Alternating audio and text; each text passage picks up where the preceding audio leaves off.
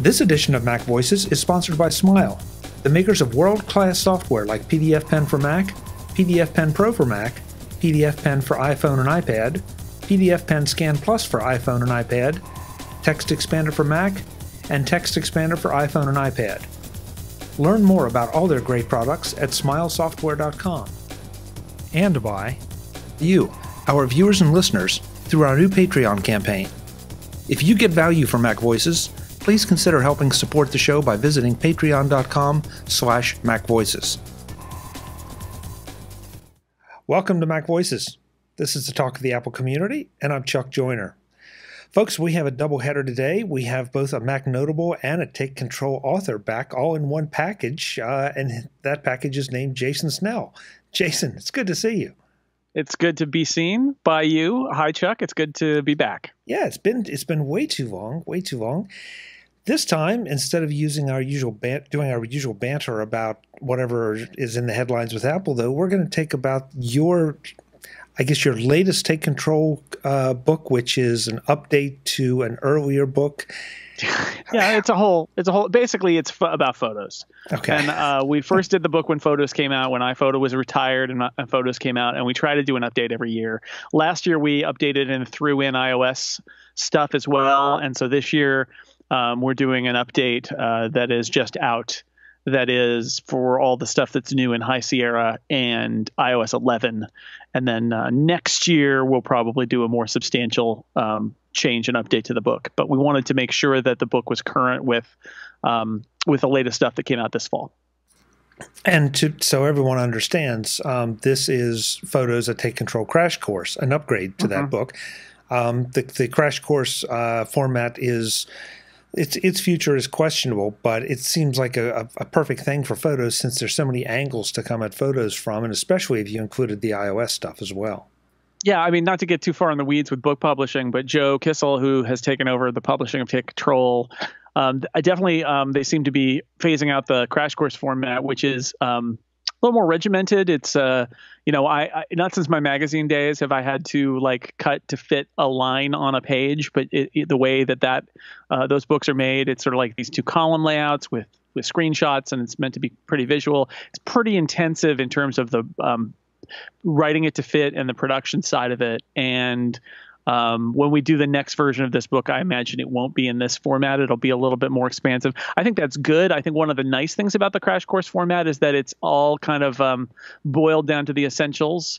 The downside is that sometimes there are things that I feel like deserve a little more complicated, complex coverage, and I have 2 paragraphs, and so I don't give them that coverage. So there's advantages and disadvantages, just like back in the day when I would have to write, an article that was 25 lines long and it couldn't be shorter or longer. You just have to make it fit in the constraints. So it's one of the nice things about it though is that the way it reads, you can look things up. It's a overview. It covers every feature, but it's not, you're not going to read 10 pages about a feature in a product, which I think nobody wants to do these days. And I think the PDFs of it are beautiful. It is available in ebook formats. I'm not sure how many people are reading ebooks in PDF versus like iBooks or a Kindle, but either way, that's Joe's problem. He'll tell me what to do for next year, and I'll follow his orders. Jason, it feels like Photos was simple at one time. When iPhoto was retired, Photos came out. It was relatively simple and therefore not terribly robust. And that just seems to be changing over time. My perception is it's getting deeper and not more complex, but more capable. Is that a fair perception? Yeah, Photos 1.0, I think they could have called it iPhoto 10 or iPhoto X or however they would style it, but they could, like they did with Final Cut Pro 10, where they said, well, it's the same name, but it's a totally different program, because that's essentially what Photos was. It was like iPhoto, but they kind of took it back and made huge changes to it and decided not to even call it iPhoto anymore. Fair enough. But as a result, they were focused on shipping it, and so a lot of features that people were used to from iPhoto or Aperture were not there. Some of them were ripped out for reasons, and some of them I think were ripped out because they were not were not built, because they weren't ready to do that. And so gradually over the last few years, Apple has been adding, now with version 3.0, Apple keeps adding stuff back in to Photos. And so it's way more robust than it used to be. Also, it's picking up all of Apple's latest and greatest, machine learning technology and stuff like that. But you can also see with this new version, them rethinking decisions they made in Photos 1.0. So like, they changed the interface a lot. Like they had this iPhoto always had a sidebar, and in Photos they're like, no, we're not going to have a sidebar anymore. We're just going to have these tabs, but you can make the sidebar appear if you want, and the tabs disappear. And with Photos 3.0, they're like, look, forget it. Just use the sidebar like you did in iPhoto. The tabs are gone. When you see tabs now, they're totally different. They mean something completely different. And that's an interesting example of them, the Photos team really rethinking this product that's been out there for 2.5 years. And it's interesting to see that in some ways, I think we're at the point now where they have the ability to rethink decisions that they made before shipping it. Like I imagine it's been a sprint the last couple of years for them. And with this version, they finally got a chance to maybe rethink instead of just shoveling in kind of the stuff that they hadn't gotten to the first crack when they released 1.0. I get a little frustrated at some of that because sometimes it feels like, and I said feels like, that they're changing design elements just to change design elements.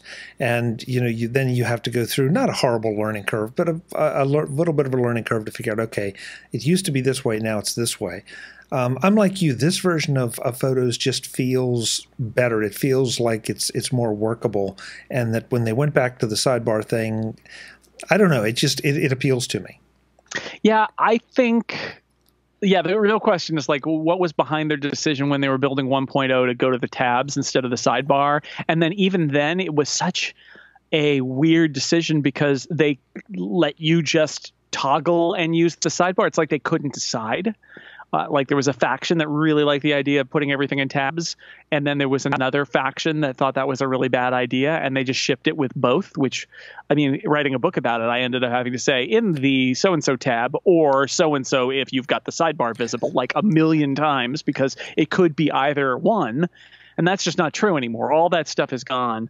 And I mean, that's sort of what I mean by feeling like they got a chance to revisit their initial decisions for the first time, showing the changes they made in the editing view and the changes they made in the standard view by pushing everything to the sidebar, and also what they're using the tab for in the main view. The tab interface at the top of the screen is basically showing you your zoom level.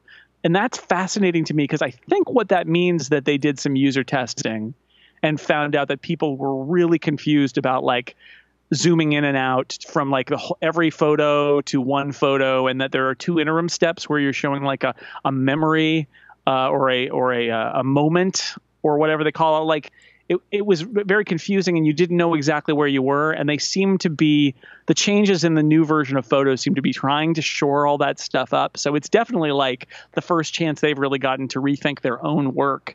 And I do think it's better. Some of the changes are pretty dramatic, but in the end, I think it's better. And I think if this had been what shipped as Photos 1.0 2.5 years ago, I think people would have been very impressed with it. It just took them an extra 2.5 years to get there. Yeah, and I want to make sure we get the Photos, but it does seem like there's been a tendency for Apple to go back and build things again from scratch. Photos, they gave up Aperture, they did it with Photos, they gave up Final Cut, they did it with Final Cut 10. They're not afraid to go back and tear down. And as frustrating as that can be for a lot of us, I also think it's a pretty healthy thing because you're right. They integrate new technologies. They bring things up to the current speed. Yeah, we lose a little bit of our experience, but I feel like in the end, we probably gain a lot more. Because the first thing that jumps to my mind are the ways that you can make adjustments in Photos. That it's so much better than it was in Aperture, in my opinion. It feels more like a modern interface. Yeah, I mean, if they put the effort into Aperture today, it would probably feel like that. But the thing is, they decided that they had lost the game essentially to Adobe, and they weren't going to go down that road anymore. But the stuff that's in there is powerful. I mean, at this point, the adjustments in Photos are remarkably solid. And you now have in this version, not only did they add a few more adjustments in there, but you have the ability to open in an external editor that's fully supported for the first time in Photos, where if you really want to edit that photo in Photoshop, you can just, or Acorn or Pixelmator, you just say edit in Photoshop, and it opens and you make your edits there and you press save and you close, and it does the rest. It brings in a new version and makes that the one that is the master, and it syncs that with all your devices and the whole thing, which is, again, probably what they should have done out of the gate, but it took them a little bit of time. But even, I mean, that's the irony of it is, unless you really have some very specific reasons you need to use an external editor, the editor in Photos is remarkably powerful. If you even, some people won't even go there because they'll just use the autocorrect or maybe some of the filters. But if you do open up that tab, because now there's 3 tabs in that view, that's where the tabs went. You've got filters and you've got your adjustments, and then you've got the crop tool. And those are the 3 different ways you interact with the editing interface. And it's pretty powerful. I've been very impressed, even down to retouching. I took a picture of a product for a review I wrote on my website, 6 Colors, the other day. And there was some dust on the table and some dust on the product and a fingerprint on the product. It wasn't perfect. And, when I was at Macworld, we would do product photography in a pristine studio, and then there would still be like hours of work done retouching those photos to make them completely perfect. Well, I'm not going to do that, but I wanted to take the dust off the product, right? And I didn't go into Photoshop, which I've been using Photoshop for a couple of decades now, and almost 3 decades now, and I didn't even bother because the healing tool basically in Photos was more than enough to do what I needed to do. Yeah. So you said at the top that you try to keep this book updated and current, and that can be a challenge, especially when there are major design changes. It can also be a challenge when you don't feel like there are a lot of updates. What aspects or what changes did you focus on with this version of the book? Well, so the interface changes were a big deal. And I would say if you're a user of Photos, you may have noticed some of them. You may not have noticed all of them. In writing and proofing the book, I found things that I didn't even realize had changed. It was like, oh, they don't, like in iOS, there used to be a little icon for editing. There was like a little edit icon that you would tap, and then you could edit your photo. And obviously, they decided between iOS 10 and iOS 11 that was not obvious enough. So in iOS 11, it just says edit, which I think is the right call. There's no like, what does this mean? It's like, no, it's the word edit, and you tap it and it edits your photos, and that's what you want. So there's little things like that I didn't even notice.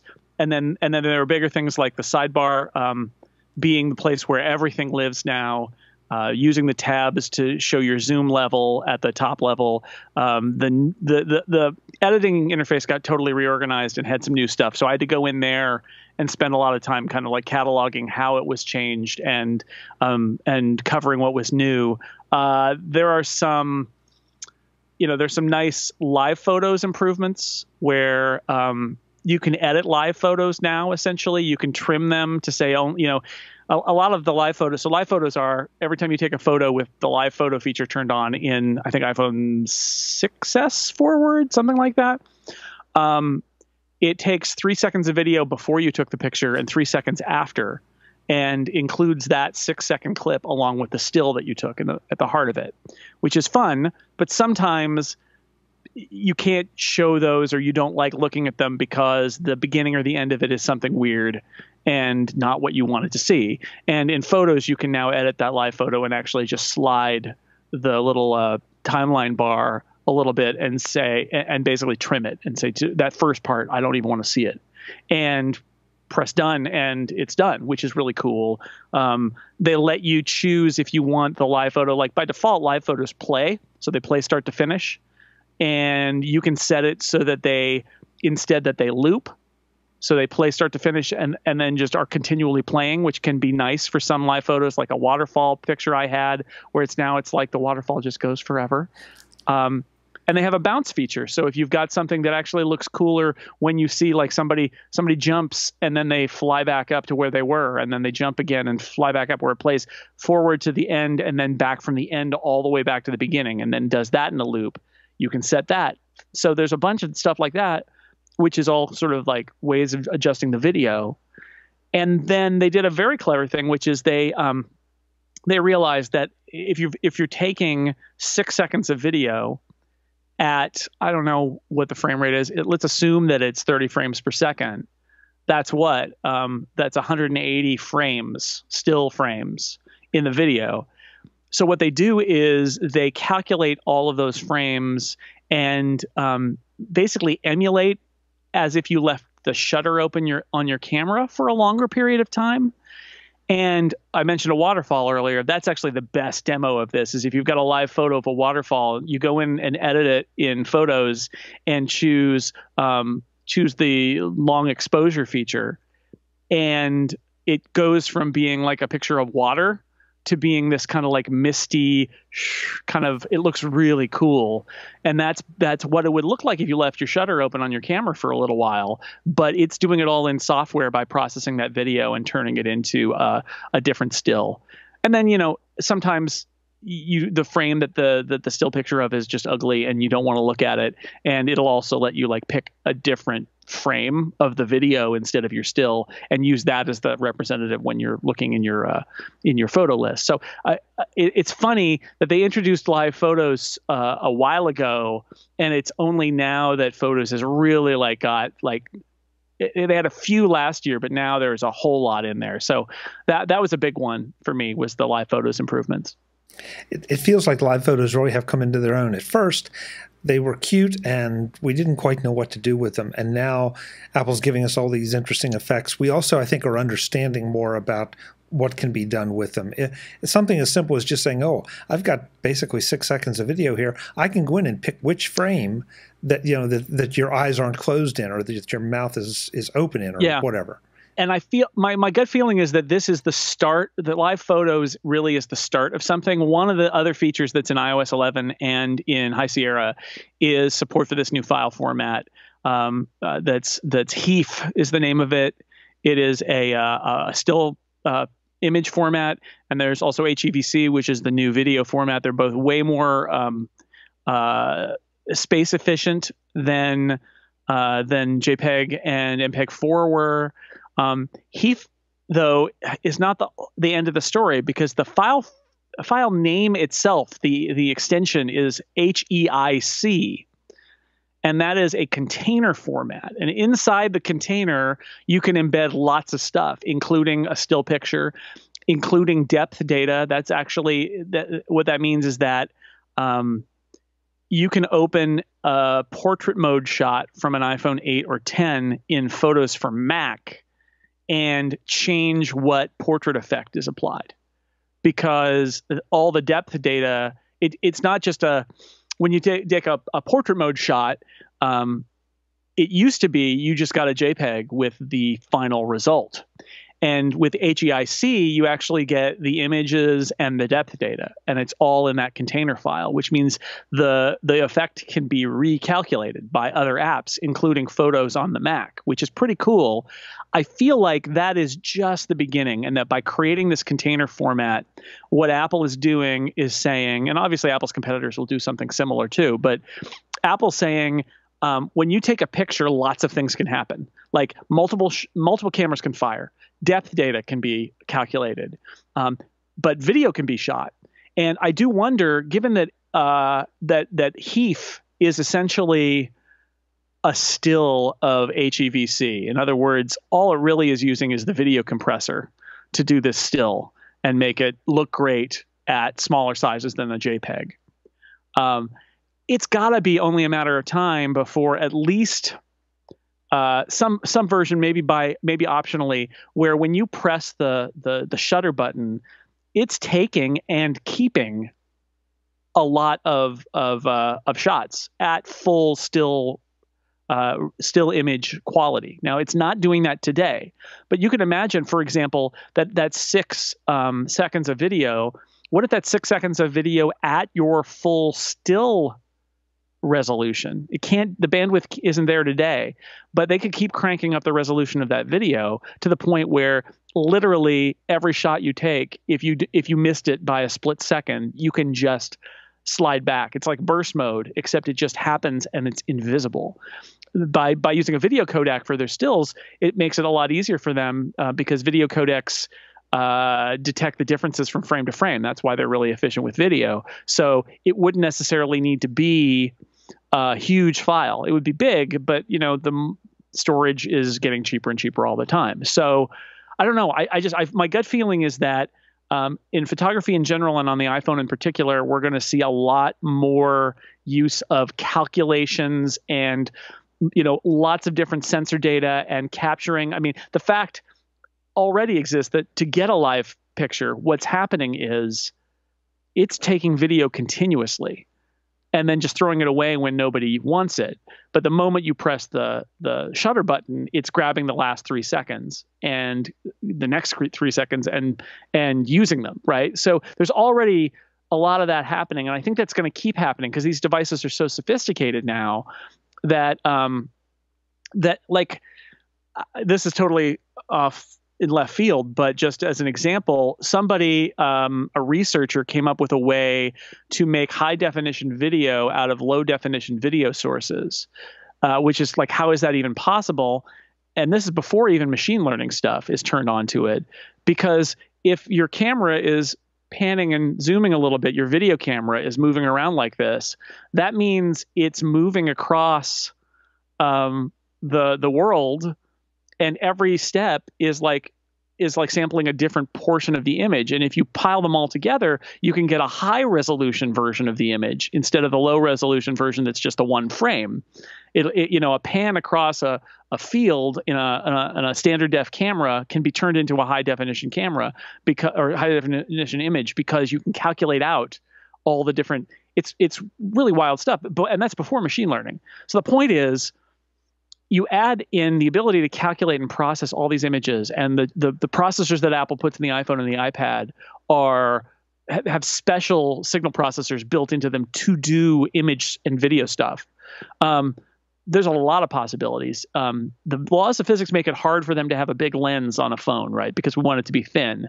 But everything beyond that, in terms of what's getting sampled, what's getting calculated, and what's being presented to a user, that's all for the taking in terms of processing power and machine learning and things like that. And so I feel like live photos is cute, but it's like the tip of the iceberg of taking something that we still think is taking a picture, but like is so much more in the moment and after the fact that we can do to get it to be exactly what we had hoped it would be, even if the one we pressed. I mean, it's already true on Android, I think on iOS too, but definitely on Android. When you take a picture, it actually takes many stills and then throws away the ones that it thinks aren't as good, that are more blurry or whatever.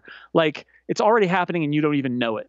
And more of that is going to keep happening. So when I think about what Photos is doing here, like I said, it's the tip of the iceberg, being able to edit a live photo. Eventually, I think you're going to be able to edit a photo and literally say, can I get that a quarter of a second later? Or I think it's going to be very easy to say, make a picture where everybody's eyes are open and have it just be able to do it because it captured full resolution for a second. And when this kid blinked and that kid blinked, it just, takes care of it for you. That's all capable really today. And it's only going to get better. It also raises some privacy implications for, okay, I think I'm taking a picture now, but I'm really taking it a few seconds before, a few seconds after. So that's one more consideration. But, it's true. But I was going to ask you, I have the impression you're an advocate, I guess, for the new file format and the potential capabilities. But do you think it's there? Do you think we should be using it now? Because I know I've seen articles that go both ways. Oh yeah, use it and you'll save the space and the quality's great. And others, oh my God, don't use it because you can't edit your photos over here and do this or that with it. So where do we stand? I would say if you're on High Sierra and iOS 11, you should use it. Absolutely, because it is a high quality format and the image files are small. Like you should totally use it. When you don't want to use it is if you've got a Mac that you use for photos that's still running Sierra. because Sierra can't open that file format, which I have to say feels really artificial to me. Like, there's no reason that Apple could not have done an update in Sierra or an update to the Photos app for Sierra that would support this file format. And in fact, other apps will support it. Like, other apps will figure it out and support it on High Sierra or on Sierra. And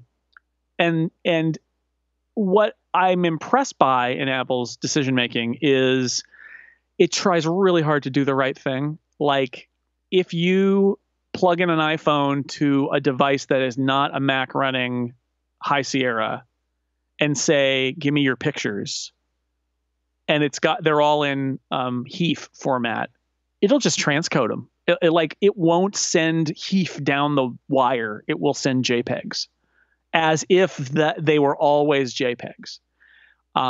And likewise, it will transcode on the fly your videos from HEIC or from HVEC to HEVC, sorry, so many letters, to H.264 on the fly, because it wants to do the most compatible thing. Problem is, like, if you're synced to iCloud Photo Library on Sierra and your phone is shooting in HEIF, you'll see those pictures pop into your library, and the files will actually pop into your library if you've got them set to do that, which is great. But if you try to open it, it'll give you a low-res preview and say, you can't actually edit this file because it's in the wrong format. So it all comes down.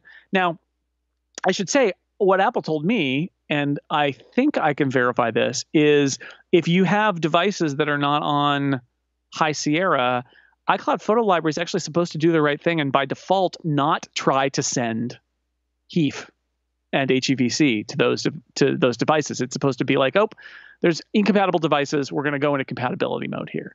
But you can set it to whatever you want. So I think if you have the ability to access these files in the formats that they are natively shot in, you should do that. But if you don't want to, sure, you can turn it off. You can stop your phones from shooting in the format. iOS 11 devices, you can just turn it off and go back to JPEG and H.264. And so I don't think there's fundamentally anything wrong, though. I think it's all about your workflow. If you can do it, you should, because it's a better format. Okay, so you kind of went somewhere I wanted to go, and that is with sharing, not just with non-High Sierra Macs, but also with Facebook, Twitter, friends, and all that. Literally any context where it doesn't know that it can read a HEIF or HEVC file, it gets converted. Every other context, messages, Facebook, you name it. If it doesn't know for a fact, which means that it's only certain pathways where it can tell, like, what device am I talking to? Oh, it's running iOS 11. I'm going to send it a HEIF. If it can't tell, it just does the right thing and sends a JPEG. And that all happens in the background. It's invisible. You don't have to convert.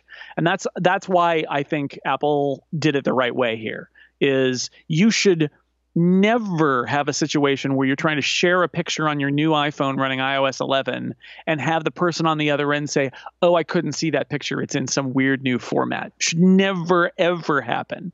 It should always get converted to JPEG or an MPEG-4 H.264 on the fly. Okay. I think we have to talk about iOS, photos on iOS, sure. Because the book covers it, and the two are becoming so blended now. Yes. I mean, it's kind of amazing that you used to think about, okay, I'll take photos on my iPhone and I have a limited amount of editing power. Definitely with photos, there were a lot of third-party applications, but now it just feels like I'm moving my photos back and forth and up and down and sideways, and I can edit them wherever I want. And so how does photos on iOS stack up at this stage? Yeah, I mean, I think it's very good. I think it is. It's not, it's not all there compared to the Mac. There are features that are on the Mac that just aren't there on iOS, but it's got a lot of the editing features. On the iPhone, they're a little bit harder to get to because the screen is so small that you have to kind of like go, if you want to go a few levels deep in a particular adjustment, it's a bunch of taps to get there. But they're there. And on iPad, it's a much easier kind of scenario to get there. So I'd say not as powerful, but very close. And that's obviously Apple's goal, is to have them be as similar as possible. I think it's telling that they made that change where they got rid of the edit icon and replaced it with the word edit. That says to me that Apple was concerned people didn't realize they could edit their photos on iOS. And the fact is, a lot of the workflow for shooting in iOS is you take a picture and you want to send it somewhere, and you absolutely want to be able to very quickly edit it if you want to, if you need to, and then send it where it needs to go. And that's all going to happen on your iPhone, basically, not even your iPad at that point. And so it needs to be clearer that you have that power there, and you do. It's pretty powerful. There are way more powerful iOS image editors. There's no doubt about it. But Apple hasn't seeded that and made photos just kind of a toy. That said, photos on iOS is primarily about showing people pictures, sharing pictures, and browsing through photos you've already taken. Which is completely natural, given that it's in your hand or in your lap. Yeah, and exactly. You've got these gorgeous screens.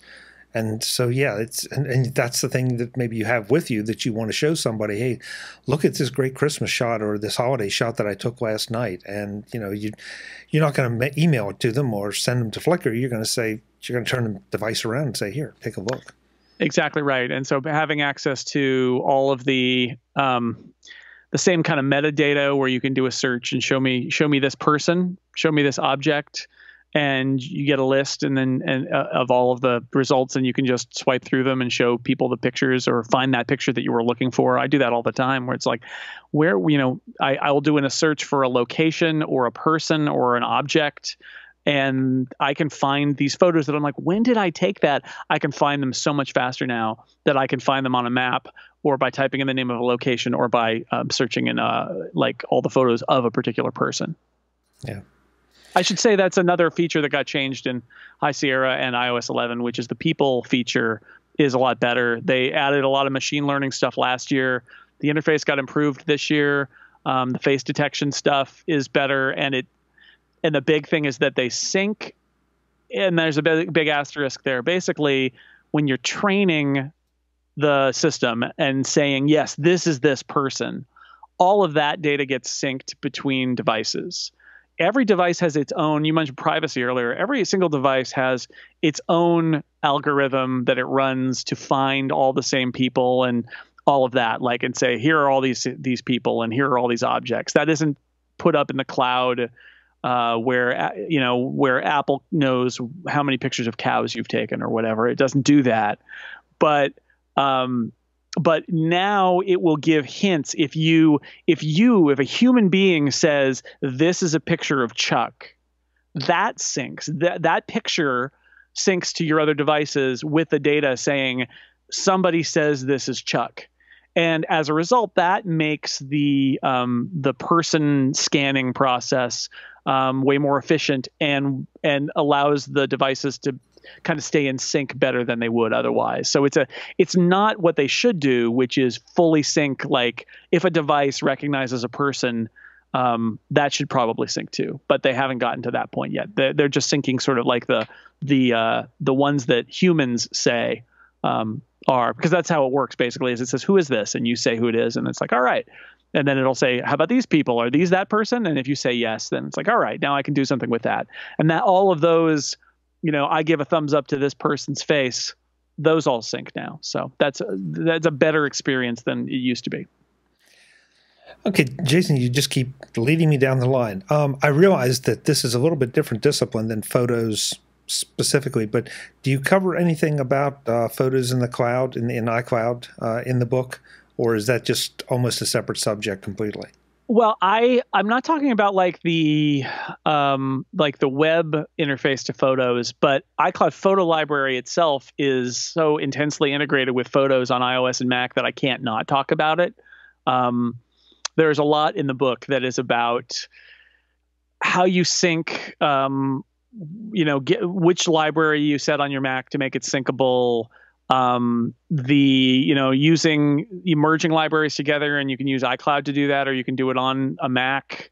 There is the big one is always, where are my files stored? because you've got two choices on every device, which is I want all of my photos on this device, or I want to leave my photos in the cloud and only download them on this device as needed. And what I recommend people do is have a Mac with a big enough hard drive attached to it that they can have one device in their local cluster of devices that has all your photos on it. Because as much as I found iCloud Photo Library to be reliable, it's still like, I don't consider it a backup. I think it's like the only backup. I would be concerned if iCloud Photo Library was the only place that my pictures of my children lived. So I have a Mac that is set with the download all these photos to my library. And I back that up. So I've got those photos and a backup of that, plus they're in the cloud. And that's my choice. But on my iMac here, I've got a little solid state drive in my iMac, and it doesn't have room for my photo library. So on this one, just like on my iPhone and my iPad, it will do the right thing most of the time in terms of kind of keeping that library small. If I start to run out of space, it'll just delete files on the local drive because it knows they're in the cloud. Jason, before we get away from all this, what are some of the things that you think are the most important in this book from the standpoint of either upgrades or just about photos in general? If someone's coming to the book as a revision or if somebody's coming new, what do you specifically want them to know about this book and photos and what they can get out of it? I think to touch on something I mentioned earlier, I think one of the most powerful features of photos that people don't really use as much as they should is allowing the intelligence in the system to help them find photos. So every photo gets thousands and thousands or millions of operations done over it by a processor on your device when it's imported, every single one. And it uses a machine learning algorithm to identify objects in the photos. So when I say it's helped me find photos, I mean, this is the truth. And I think people need to know, like, the search box in photos is so powerful. The fact that you can, like, I typed in, I was talking to my wife about a picture and I said, oh, that's a picture we took in Montreal. And I typed Montreal in, and like literally I have every photo that I took in my 2 visits to Montreal. And then I can very quickly scan through those 200 pictures and go, there's that photo. Likewise, we were talking about sending somebody a picture of our dog, and I just typed dog. And it shows all the pictures in my library that it thinks are dogs. Some of them were cats. It happens. It's not perfect, but there are a lot of dogs in there, and I found the photo of the dog that I wanted. So the search box in general, if you want to say September 2012, you just type it and it'll show you all the photos taken in September 2012. So that's powerful. You can even use Siri for that on Mac and iOS to just say, hello, Madame Siri, show me all the photos taken in September 2012. And it'll go, okay, here they are. And it'll open photos and kind of on the fly creates a temporary album with the search results. It's pretty amazing. And then a subset of that is the people that I mentioned. The fact that you can say, show me all the photos of this person. I think that's incredibly powerful. And places, not only can you search for a place, but what I found actually pretty great for vacation photos is go on the places view and zoom into the place you went on vacation. And as you zoom in, you'll see that because our phones have GPSs attached to them now, I was able to find like a walk I took on a long beach. I was able to zoom in and actually see the path we took by where the photos were placed, because they were placed not just sort of it's at this beach, but like that part of the beach and this part of the beach and this other part of the beach. And you can zoom in that far and see it, and then click on one of them and get the pictures from that vantage point. So in general, I guess what I would say is the most powerful thing in photos, and the thing that we do go into in the book, is it knows so much about what's in your photos and where they were taken and all of those things. And you got to lean into it. You got to use that. Like, and memories is a similar feature where memories, it's actually trying to analyze what you've got and what the connections are and come up with little collections for you. And the idea there is if you've got 20,000 photos in your photo library, you're probably never going to go back and look at any of them because there are too many. So it pulls things out and it'll say, here's a memory of you 5 years ago in this location with these people. And some of them are weird and some of them are amazing.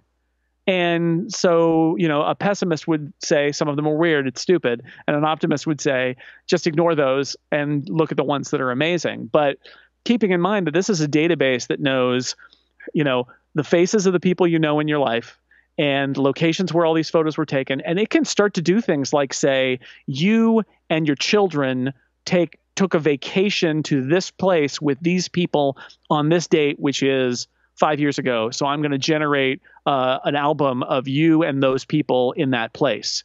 And it does that like every day. It is generating those things. And it's pretty amazing. So there's a lot more that can be done in the future with that stuff. But today, that's the thing I would say is if you've got a big library, especially use the search box, use places and memories and the people interface, because there are photos that you took and you can't find because you took too many photos. It will help you. It does an amazing job at that. The search box alone is such a huge feature in photos that you don't think about it. How would you search for a photo in a search box? But it really does the job. It's really amazing. Yeah, I've not taken advantage of that. I've heard people talk about it, and I always kind of think, well, I'll get around to it. But that's interesting that that's the feature you would pick as so defining. I don't want to go too far off topic on this, but I have to ask this question just for personal knowledge. When the information being processed on all those photos, is it being written into the metadata, or is it being kept, in a separate compartment, if you will? I guess where I'm going with that is, if I export it to a friend, or if I send it to Facebook, is all of that metadata going with it? I don't believe so. I think it's possible that if you send it to Facebook and you have tagged somebody's face as being in it, and that's linked to this is complicated, but like if you say that Jason is in this picture and you've linked, it's the Jason who's in your contacts, and I'm a friend on Facebook, I think it might tag the Facebook photo with me. Which is kind of logical, right? It's like this is a photo with somebody who's a Facebook friend, and Facebook has a friend face tagging feature, so you pass it on. That may be the case, but that's it. It's not getting written to the files. This is all staying in the photos database. And like I said, a lot of it doesn't even sync to iCloud, other than when you very specifically said, yes, this person is in this photo. If it's sort of machine learning that somebody's in a photo, but it doesn't have data from an actual human to confirm it, that stuff doesn't even get transferred to other devices to be used as training information, because that would be bad, right? You'd be training. You want only human stuff to do the training. Otherwise, you get this runaway. Suddenly, every face is the same because all the computers think that they're so great, and they're not. So that's all limited. The stuff that rides with is the stuff that's basically in the photo to begin with. So yeah, if it does machine learning and finds out that there's a cat, it's not going to add a cat keyword that shows up when you share it with a friend. There's a different mechanism called categories, and that is device specific and doesn't write with the files. I think I need the book. I think there's a lot more about photos that I didn't know. That sounds like you've had have the opportunity and have distilled it down for us. Yeah, it's definitely distilled. I mean, that's one of the things is this does get very complicated very fast. And the nice thing about the crash course format is that I am forced to boil it down. So I do. Yeah, good. I need it boiled down because I want to take advantage of some of these things. And I, like so many people, especially at this time of year, as we head into the holidays, it's like, yeah, boy, that would be great to play with that or do that. But I don't have time to, do a 10-step process to learn it. So you've already done it for me. Thank you. Yes, this is how I've spent my summers the last few years, is just digging through photos and trying to find the gems. There's a lot in there. It's not perfect by any means, but they've done a really good job. And just as I described with the syncing stuff, Apple company-wide has this commitment to security and privacy, and you see it in the architectural decisions they make. Like, they are really wary of passing on data that is not something you have chosen to share. So even when it does find that, all the dogs in your library, that's an algorithm that's running on your device. It's not synced anywhere. And so, basically it can feel weird that your computer is smart enough to identify dogs in pictures, but it's literally just your computer. It's not the cloud. It's not Apple. It's just the software. And, they do make those decisions. And I think they're doing the right thing when they make those decisions to keep it as private and secure as possible. So this is an upgrade to the book. So that means there's some upgrade pricing? No, this is, if you bought last year's book, it's free and you get an update. And if you have not bought the book, or if you bought the previous edition, which was not about iOS, then there is a fee. But if you bought the Photos Take Control Crash Course last year, you just get it. We decided that that this version was not, we didn't do a top to bottom rewrite. I really did go through and just change everything that changed because I wanted it to stay current. So yeah, if you bought it last year, get the update and you'll be current again. And if you haven't, then you can get it and we will be current for the present versions of Photos. Excellent. So this is Photos, a Take Control Crash Course by Mr. Jason Snell. And of course you can get it at takecontrolbooks.com. Jason, thank you. That's a lot of information in a short time. And again, it's just enough to make me want to go and dig in more.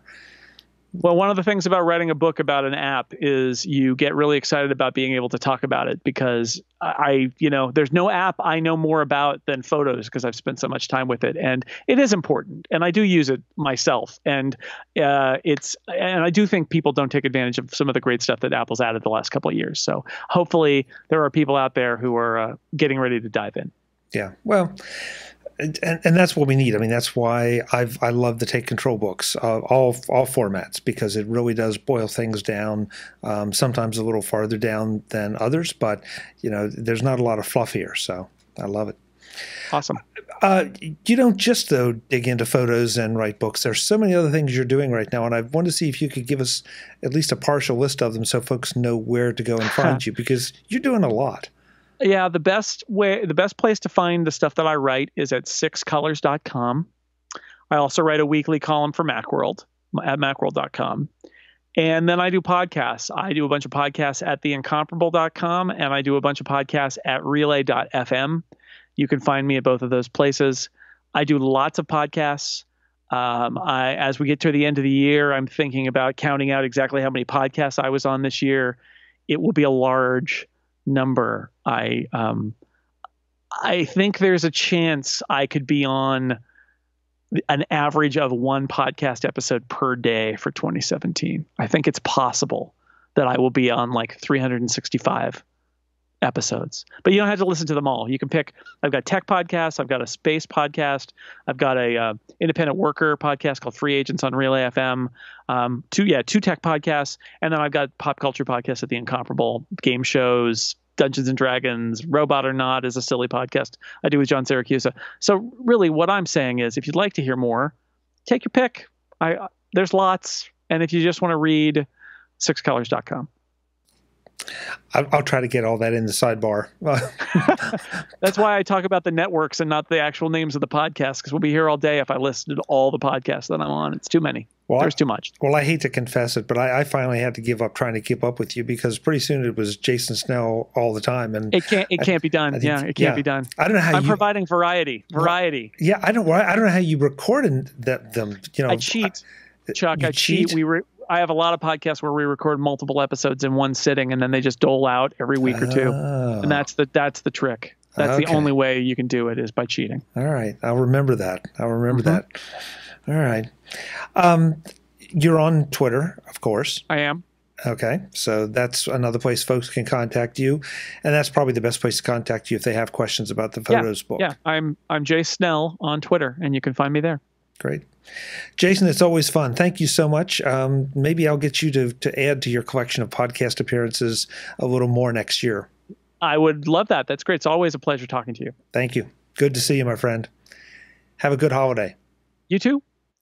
Folks, I'm Chuck Joyner. This is Mac Voices. We will be back with more Jason Snell, hopefully in 2018, but lots of other great Take Control authors and great people. Until the next time, thanks for watching. Visit MacVoices.com for show notes and to connect with Chuck on social media. Get involved in our Mac Voices Facebook group and get more out of your Apple Tech with Mac Voices magazine, free on Flipboard. And if you find value in it all, consider supporting us at patreon.com/MacVoices and join these folks who help keep Mac Voices coming to you. Advertising handled by Backbeat Media at backbeatmedia.com. Bandwidth provided by CacheFly at cachefly.com.